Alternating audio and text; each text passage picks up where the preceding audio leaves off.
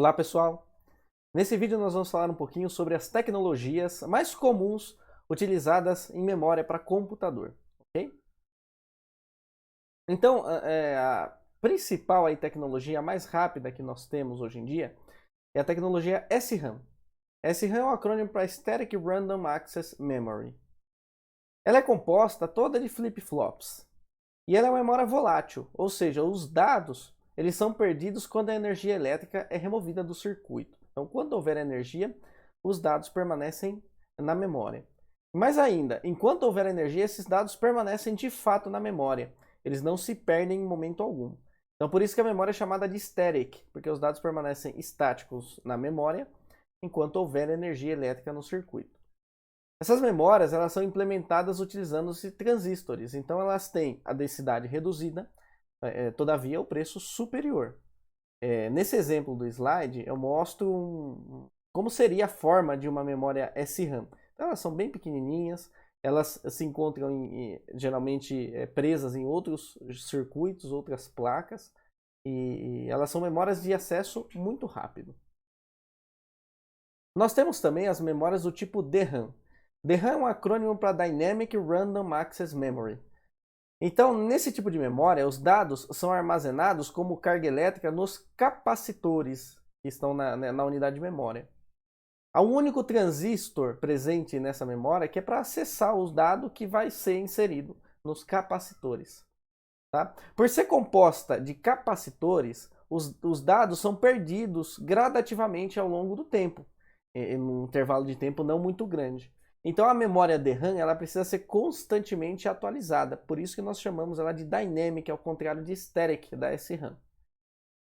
Então quando o dado precisa ser atualizado, os dados são lidos da mesma memória e são escritos novamente, né? São reforçados, como se repetisse aquele dado que está lá dentro. E os dados são acessados na memória por linha. Muito bem, então como essa memória ela é composta? Nessa imagem do slide, eu mostro um esquema de como a memória organiza-se internamente. Então ela é composta, em primeiro lugar, de um banco aí de dados, onde os bits do dado é organizado de forma retangular, como se fosse uma matriz retangular. Então os dados são armazenados aí nesse banco de memória como se fosse uma matriz, há várias matrizes dentro desse banco. Então é como se ele fosse um cubo, aí, um tensor, né, de dados. O acesso aos dados é feito por uma linha inteira. Então, quando eu requisito um dado da minha memória DRAM, a linha inteira que contém esse dado ele é levado aí no meio desse desenho para um lugar que nós chamamos de buffer. Esse buffer ele armazena então linhas inteiras da DRAM. E ele viabiliza o acesso a bits aleatórios, porque sempre que um dado é solicitado da memória DRAM, se ele não está presente nesse buffer, a linha inteira dele é transferida para esse buffer. E acontece que se eu acesso dados aleatórios na minha memória DRAM, que ocupam locais aleatórios, então esse buffer ele viabiliza esse acesso. Porque dado o princípio da localidade temporal, provavelmente e espacial também, né? Então provavelmente se eu acesso dados aleatórios, quanto mais dados aleatórios eu acesso, eu devo acessar dados no entorno desses dados aleatórios. Então quando eu levo uma linha inteira, eu estou favorecendo o princípio da localidade. Então, na prática, funciona muito bem esse buffer. Ok? Então, quando um dado é requisitado, dados desse buffer são passados diretamente, se estiver presente no buffer, ou são buscados no banco de dados ali, né? Para serem colocados no buffer. Vale ressaltar que o acesso a esse banco ele pode ser feito de maneira paralela. Então, se eu preciso acessar um dado de um banco e dados de uma matriz especificamente, se eu preciso acessar dados de uma matriz e dados de outra matriz que se encontra dentro desse banco, eu posso acessá-los simultaneamente. Então isso melhora bastante o desempenho.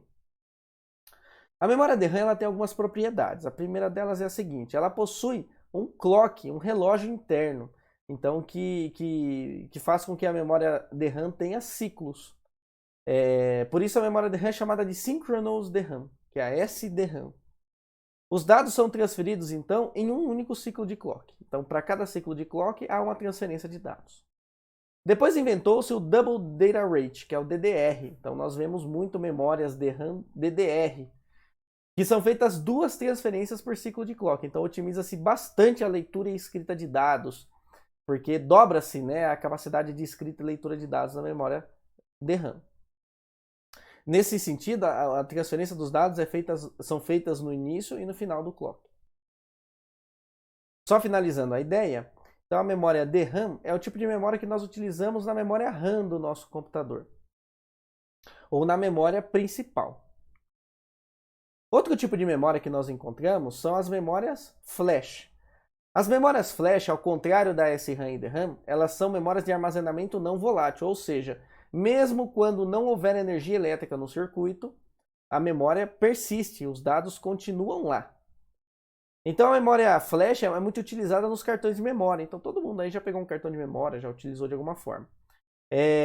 Então essas memórias, elas são menores, consomem menos energia e são mais robustas. Portanto, com esse monte de características, essas vantagens, elas acabam sendo bem mais caras, né? Em comparação com os discos magnéticos, elas são mais caras e são bem mais rápidas. Então elas costumam ser de 100 a 1000 vezes mais rápidas que discos magnéticos. Ultimamente tem se popularizado o HD SSD, que é o disco que se utiliza da memória flash ao invés de se utilizar de discos magnéticos. Então eu ilustro o disco SSD na imagem à direita aí nesse slide. Então o disco SSD ele possui várias unidades de memória flash lá dentro. Então o acesso ao SSD é feito de forma muito mais rápida que o acesso ao disco magnético. Quem aí já fez a experiência de trocar o disco do seu computador, que era um disco magnético, por um HD SSD, deve ter percebido a diferença, né, de desempenho que isso causa no computador como um todo. E claro, porque o disco magnético é a unidade de memória que possui acesso mais lento entre todas, e muito mais lento. Então ele é o gargalo. Toda vez que eu preciso buscar um dado lá no meu disco magnético, eu acabo perdendo um bom tempo. E aí, quando eu substituo o disco magnético pelo SSD, essa melhora de 100 a 1000 vezes, ela impacta em todos os níveis. Porque quando eu preciso buscar um dado lá no meu disco, no meu nível de memória mais baixo, e aí eu acesso o SSD, eu acabo tendo aí um desempenho 100 vezes melhor. Claro que isso não acontece toda hora, então no geral o desempenho do computador não melhora 100 vezes, mas ele melhora muito de fato. Então quem nunca usou o SSD e puder utilizar, faça a experiência para ver como melhora com relação ao disco magnético. Falando em disco magnético, será a última tecnologia de memória que eu vou falar nessa videoaula. Os discos magnéticos, bem como a memória flash, também são unidades de armazenamento não volátil, ou seja, os dados permanecem lá independente da presença de energia no circuito. Então, um HD de disco magnético ele é composto por várias unidades de discos magnéticos. São unidades que permanecem uma em cima da outra. Ele também tem uma cabeça de leitura e essa cabeça de leitura se movimenta de forma síncrona, uma para cada disco magnético. Olhando aí esse corte no nosso disco magnético, a gente percebe ali como se organizam os discos magnéticos. E os discos magnéticos, por sua vez, eles são divididos em trilhas. Então, trilhas são esses círculos cinzas que aparecem aí na ilustração, tá ok? E eles dividem o disco magnético em vários pedaços. As trilhas, por sua vez, são divididas em setores. Setor é um pedacinho aí da nossa trilha. Ele possui entre 512 a 4096 bytes. E o cilindro é todo o pedaço aí dos dos N discos magnéticos que as cabeças de leitura se posicionaram em cima. Então, quando a cabeça de leitura se posiciona em cima de um pedaço, como elas são síncronas, elas se movimentam juntos, o pedaço aí do disco que se encontra embaixo da cabeça de leitura em todos os discos magnéticos forma um cilindro, né, um pedaço aí dos discos, né? Então, como que funciona a busca de dados em um disco magnético? A busca de dados ela é composta essencialmente de 3 passos. Aí. O primeiro passo é a busca pela trilha que o dado se encontra. Então, isso se chama tempo de busca. Então, é só o movimento da cabeça de leitura do disco magnético. A latência de rotação é quando a cabeça se posiciona sobre a trilha desejada, quanto tempo que os discos demoram para girar, ou seja, para chegar no setor que a gente deseja. E o tempo de transferência é dado que eu já tenho a trilha e o setor que o meu dado se encontra, e quanto tempo eu demoro para transferir esse dado do meu disco para outra unidade de memória. Então, em média, o tempo de busca ele consome entre 3 e 13 milissegundos. A latência de rotação média, ela tem a ver com uma unidade aí de desempenho do nosso disco magnético que se chama RPM, que é rotações por minutos. Então, estou Todo HD aí, todo disco magnético, ele vem com essa medida. Quantos RPMs ele tem. Então é quantas rotações o disco magnético consegue dar em 1 minuto. Tá? Então, dado que eu tenho as rotações por minuto de um disco magnético, para eu descobrir o tempo da latência de rotação média, antes de mais nada eu tenho que descobrir quanto tempo o meu disco demora para dar uma volta apenas. Tá? Então, quanto tempo o meu disco demora para dar uma volta? Se eu tenho quantos RPMs ou quantas rotações por minuto o meu disco faz, basta eu pegar esse valor X e fazer 60 dividido por X. Porque 60 é a quantidade de segundos em 1 minuto e X é a quantidade de rotações por minuto. Fazendo essa conta, eu obtenho quantos segundos eu demoro por rotação. Tá? E aí, para descobrir o tempo de rotação média, eu sei que quando eu dou uma volta inteira no meu disco magnético, com certeza o meu dado tem que estar dentro dessa uma volta. Na média, o que acontece? Se considerando que os meus dados estão uniformemente distribuídos lá no meu disco, na média eu consumo metade aí de uma rotação, em média, tá? Isso é a probabilidade. Então, em média, metade de uma rotação é suficiente para encontrar um dado dentro do meu disco. Então, o tempo de rotação, a latência de rotação média é meio vezes o tempo de uma rotação do meu disco magnético. E a taxa de transferência de dados de um disco magnético geralmente é 100 a 200 megabytes por segundo. Então, só para a gente ter uma noção melhor de um exemplo, suponha que eu tenho um disco aí com setores de 512 bytes. Esse disco possui 15.000 rotações por minuto, então ele tem essa capacidade de dar 15.000 rotações por minuto. Ele possui um tempo médio de busca aí de 4 milissegundos e ele possui uma taxa de transferência de 100 megabytes por segundo.